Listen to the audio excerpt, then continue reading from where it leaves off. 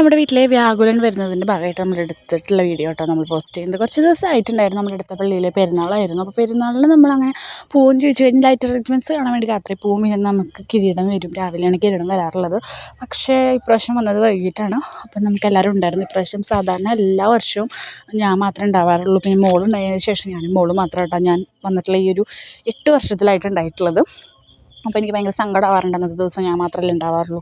പക്ഷേ ഇപ്രാവശ്യം എന്തായാലും ചേട്ടനൊക്കെ ഉള്ള കാരണം എനിക്ക് ഭയങ്കര ഹാപ്പി ആയിട്ടുണ്ടായിരുന്നു. പിന്നെ നമ്മൾ ലൈറ്റ് അറേഞ്ച്മെൻറ്റ്സും കാര്യങ്ങളൊക്കെ കാണാൻ വേണ്ടിയിട്ട് രാത്രി പോയിട്ടുണ്ടായിരുന്നു.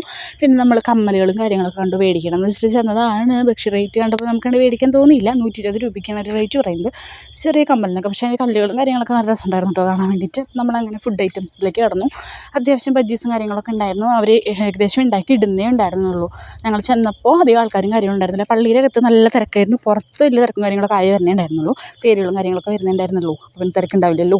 തേരുകളും കാര്യങ്ങളൊക്കെ വന്നതിന് ശേഷമാണ് നല്ല തിരക്കുണ്ടാവുക.